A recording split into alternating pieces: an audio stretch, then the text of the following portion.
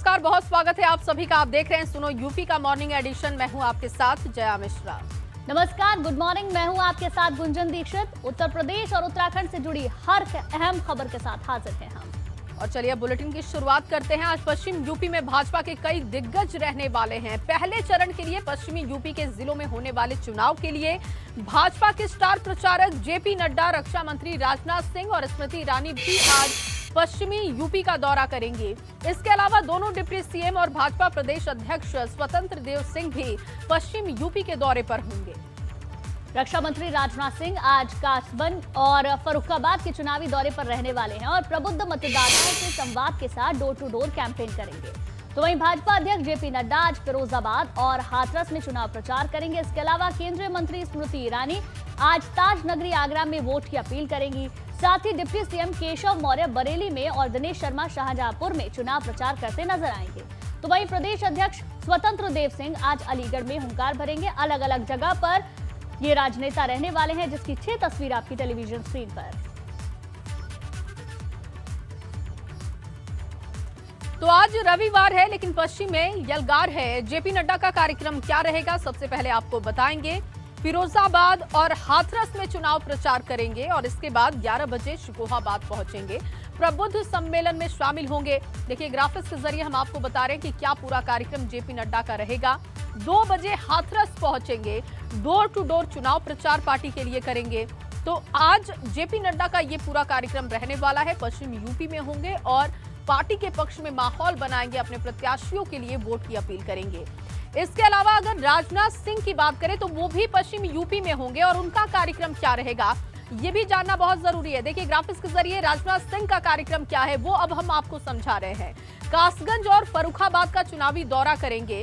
करीब 11:30 बजे कासगंज वो पहुंच जाएंगे और बांकनेर में प्रबुद्ध कार्यक्रम का आयोजन किया गया है, जहां पर रक्षा मंत्री राजनाथ सिंह पहुंचेंगे और संबोधित करेंगे। प्रबुद्ध जनों को उनसे बातचीत करेंगे, संवाद करेंगे। इसके बाद बढ़ारी वैश्य गांव में डोर टू डोर चुनाव प्रचार का उनका कार्यक्रम रखा गया है। करीब 2:30 बजे फर्रुखाबाद पहुंच जाएंगे। अमृतपुर क्षेत्र में डोर टू डोर चुनाव प्रचार करेंगे, प्रत्याशी के पक्ष में माहौल बनाएंगे और वोट की अपील करेंगे। तो रक्षा मंत्री राजनाथ सिंह का ये कार्यक्रम है। चलिए अब गुंजन के पास चलते हैं। बिल्कुल, तो पूरा कार्यक्रम जया आपने समझाया कि आज कौन सा बड़ा नेता कहां पर रहने वाला है। वहीं सीएम योगी आदित्यनाथ ने आज बुलंदशहर वो आने वाले हैं और अपने दौरे से पहले उन्होंने एक ट्वीट किया है। वो ट्वीट भी बता देते हैं। पहले की सरकारों में बुलंदशहर का किसान सम्मान और सुविधा से वंचित था, ये ट्वीट किया। आगे लिखते हैं, लेकिन भाजपा सरकार ने किसानों का मान बढ़ाया है। प्रधानमंत्री किसान सम्मान निधि योजना के अंतर्गत 3,86,680 कृषकों को 558.86 करोड़ की धनराशि प्रदान कर आर्थिक संबल प्रदान किया गया है। खुशहाल किसान हमारी प्रतिबद्धता है, ये ट्वीट योगी आदित्यनाथ ने किया है।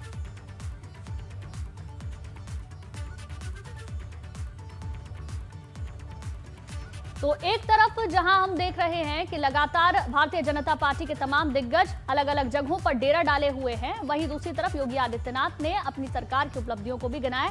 2 संवाददाता हमारे साथ जुड़ गए हैं। अनुभव हमारे साथ जुड़ गए हैं लखनऊ से, इसके साथ ही आगरा से हमारे संवाददाता नितिन हमारे साथ जुड़ गए हैं। पहले नितिन, आप ही के पास आते हैं। पश्चिमी उत्तर प्रदेश में सभी बड़े राजनेता पहुंच रहे हैं, अलग अलग जगहों का दौरा कर रहे हैं। क्या जानकारी आज वहां से आप देंगे?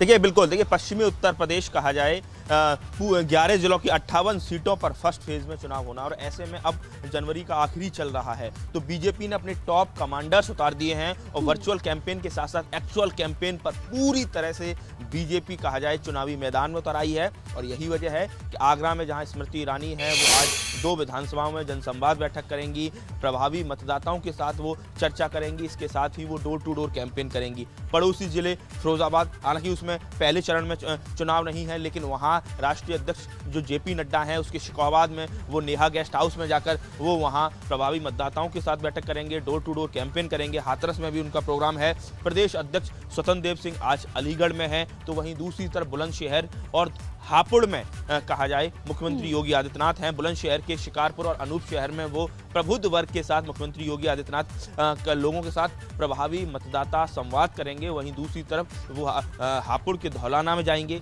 वहीं दूसरी दिनेश शर्मा हो या केशव मौर्य हो, वो भी रोहिलखंड के इलाके में बरेली शाहजहांपुर की तरफ आज उनके कार्यक्रम लगे हुए हैं। तो कुल मिला के कहा जाए बहुत ज़बरदस्त तरीके से बीजेपी एक तरह से कहा जाए आक्रामक चुनावी रणनीति अपना रही है। देखिए दूसरी तरफ समाजवादी पार्टी है, जयंत चौधरी है, केवल प्रेस कॉन्फ्रेंस कर पा रहे हैं। तो अब पब्लिक इन तमाम कहा जाए प्रभावी जो चुनावी रणनीति है तो किस तरह से लेती है। देखिए आज टॉप लीडरशिप लगातार पिछले एक हफ्ते से देखा जा रहा है कि वेस्ट यूपी में लगातार जितने भी बीजेपी के टॉप लीडरान हैं वो लगातार फील्ड में उतर आए हैं, वो डोर टू डोर कैंपेन कर रहे हैं, वो लगातार पब्लिक से संवाद कर रहे हैं।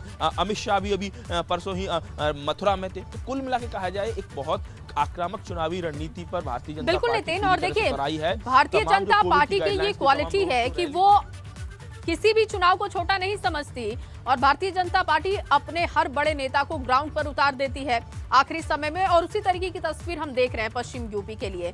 अनुभव भी हमारे साथ लखनऊ से बने हुए हैं। अनुभव, क्योंकि भारतीय जनता पार्टी की बात करें तो तमाम बड़े नेता ग्राउंड पर दिखाई दे रहे हैं। अगर दूसरी पार्टियों की बात की जाए, विपक्ष की पार्टियों की बात की जाए, तो उनकी क्या रणनीति समझ आ रही है, उनकी तरफ से क्या कार्यक्रम है पश्चिम यूपी के लिए? देखिए सबसे महत्वपूर्ण तो ये है कि जिस तरीके से चुनाव आयोग ने पहली बार रैलियों यात्राओं पर पूरी तरह से रोक लगाई हुई है, और किसी भी पार्टी के कार्यकर्ता से आप मिलिए तो यही कहता है भैया चुनाव चढ़ नहीं पा रहा है, इस बार चुनाव चढ़ नहीं पा रहा है। अब चढ़ने का मतलब क्या है, ना यात्रा हो रही, ना जनसभा हो रही, ना बड़ी बड़ी रैलियां हो रही हैं। पर उसका भी तोड़ बीजेपी ने निकाला। क्या निकाला कि हम घर घर डोर टू डोर कैंपेन करेंगे। क्यों? क्योंकि चुनाव आयोग ने कुछ दिशा निर्देश दिए, कुछ उन्होंने कहा कि भाई ये टर्म एंड कंडीशन है, इसको आप मानते हुए कर सकते हैं, और उसको अब बीजेपी फॉलो कर रही है। आप देखिए पूरा टॉप लीडरशिप, शीर्ष नेतृत्व जो है वो इस वक्त चुनाव मैदान में, और बीजेपी की कोशिश है कि कैसे चुनाव को चढ़ाया जाए, कैसे पश्चिमी उत्तर प्रदेश में जहां पहले फेज में चुनाव होना है वहां पार्टी के पक्ष में माहौल बनाया जाए। आप देखिए चाहे हम जेपी नड्डा की बात कर लें, आज भी वो 2 जिलों में रहेंगे, डोर टू डोर कैंपेन करेंगे, और इसके अलावा आप देखिए चाहे आज राजनाथ सिंह की बात कर लें, वो भी 2 जिलों में रहेंगे, वहां पर भी डोर टू डोर कैंपेन करेंगे। स्मृति ईरानी आगरा में रहेंगी, वहां पर भी वो संवाद भी करेंगी, डोर टू डोर कैंपेन भी करेंगी। उप मुख्यमंत्री डॉक्टर दिनेश शर्मा वो शाहजहांपुर में रहेंगे, कई जगहों पर उनका जाने का कार्यक्रम है। इसी तरह उप मुख्यमंत्री केशव प्रसाद मौर्य वो भी डोर टू डोर कैंपेन करेंगे। प्रदेश अध्यक्ष स्वतंत्र सिंह वो भी डोर टू डोर कैंपेन करेंगे। मुख्यमंत्री बुलंदशहर जा रहे हैं, वहां पर एक कार्यक्रम है, चूंकि कोविड है तो उसको लेते हुए एक कार्यक्रम है, और उसके बाद वो भी कहीं ना कहीं जो संवाद है वो करेंगे। तो पूरा बीजेपी का अगर हम कहें, चाहे केंद्रीय नेतृत्व की बात कर लें, चाहे प्रदेश नेतृत्व की बात कर लें, सब लोग मैदान में हैं, पार्टी के पक्ष में माहौल बनाने में जुटे हैं। अभी आपने नितिन से पूछा कि दूसरे दलों की क्या स्थिति, तो दूसरे दलों की देखिए क्या स्थिति है। अखिलेश यादव और जयंत चौधरी कोशिश कर रहे हैं कि प्रेस कॉन्फ्रेंस के जरिए अपने रथ पर सवार होकर, अब वो 2 दिन से निकल रहे हैं, थोड़ा माहौल बनाने की कोशिश कर रहे हैं। आप कांग्रेस को देखिए, कांग्रेस का कोई बड़ा लीडर आपको दिख रहा है? कहीं कोई दिख रहा है? हमें तो कोई नहीं दिख रहा है। ना अगर हम कहें वेस्टर्न यूपी में ही कोई दिख रहा है, ना हमें कोई लखनऊ में दिख रहा है, ना कहीं दिख रहा है। बीएसपी की आप बात कर लीजिए तो मायावती ने साफ तौर पर कहा कि 2 तारीख को पहली रैली करेंगी, अभी आगरा में करेंगी। तो वहां पर भी चूंकि वहां पर सारा कमान या तो बीएसपी सुप्रीमो मायावती करती हैं रैलियां, या फिर सतीश चंद्र मिश्रा की बात कर लें। बिल्कुल तो अगर देखें तो भारतीय जनता पार्टी जैसे जैसे तारीख नजदीक आ रही है, बेशक कोरोना की वजह से रैली करने की इजाजत नहीं है, लेकिन अलग अलग तरीके निकालकर जनता के बीच पहुंच रही है, ग्राउंड पर मौजूद है और बीजेपी के पक्ष में माहौल बना रही है। ठीक है, शुक्रिया अनुभव आपका हमारे साथ जुड़ने के लिए। नितिन आपका भी बहुत बहुत शुक्रिया। आगे बढ़ते हैं लखनऊ से खबर, जहां दूसरे चरण के चुनाव के लिए नामांकन पत्रों की जांच हुई है। 55 सीटों पर नामांकन पत्रों की जांच दाखिल हुई है। 145 उम्मीदवार के नामांकन कई खामियों के चलते खारिज हो गए हैं। अब इन 55 सीटों पर 648 उम्मीदवार बचे हुए हैं। 31 जनवरी को नाम वापसी का आखिरी दिन है। सबसे अधिक 11 उम्मीदवारों के पर्चे बिलसी सीट पर खारिज हुए हैं। इसके अलावा जलालाबाद सीट में 10 बिलारी सीट पर, 8 मुरादाबाद नगर सीट पर और 6 पर्चे इस तरीके से पूरे कुल मिलाकर खारिज हुए हैं। कई खामियों के चलते नामांकन जो पत्र हैं उन्हें खारिज किया गया है। कुल मिलाकर 55 सीटें हैं और 55 सीटों के 648 उम्मीदवार अब जिनका नामांकन खारिज हो गया है उन्हें हटाकर बचे हुए हैं। तो दूसरे चरण के नामांकन पत्रों की जांच हो चुकी है, स्क्रूटनी हो चुकी है। 55 सीटों पर दाखिल नामांकन पत्रों की जांच में कुछ के नामांकन को खारिज कर दिया गया है।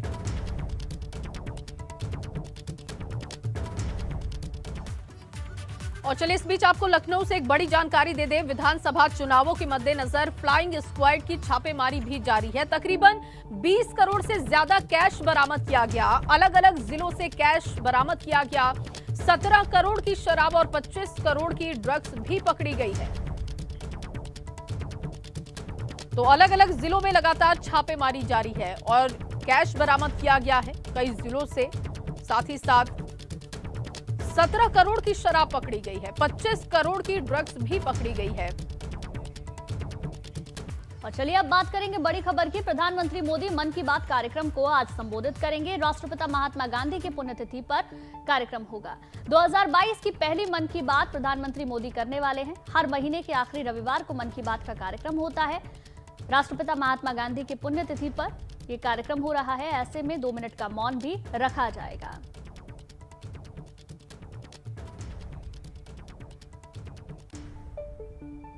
और जो टाइमिंग है उसमें भी कुछ बदलाव किए गए हैं। हर बार जहां मन की बात कार्यक्रम 11 बजे होता था, अब उस समय को बदलकर 11:30 कर दिया गया है। यानी कि अब से हर बार आप 11:30 बजे प्रधानमंत्री मोदी को मन की बात कार्यक्रम के जरिए सुन पाएंगे।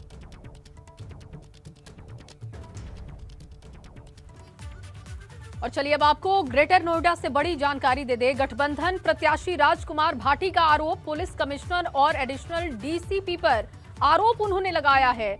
भाजपा के पक्ष में माहौल बनाने का आरोप जड़ा गया। दोनों अधिकारियों को जिले से हटाने की मांग भी हो चुकी है। निष्पक्ष चुनाव नहीं होने का जताया प्रत्याशी ने शक और दादरी से गठबंधन के प्रत्याशी हैं राजकुमार भाटी। प्रशासन पर बड़ा और गंभीर आरोप उन्होंने लगाया है और उन्होंने कहा कि प्रशासन बीजेपी के पक्ष में माहौल बना रहा है। ऐसे में 2 बड़े अधिकारियों को हटाने की बात उन्होंने कही है, मांग की है।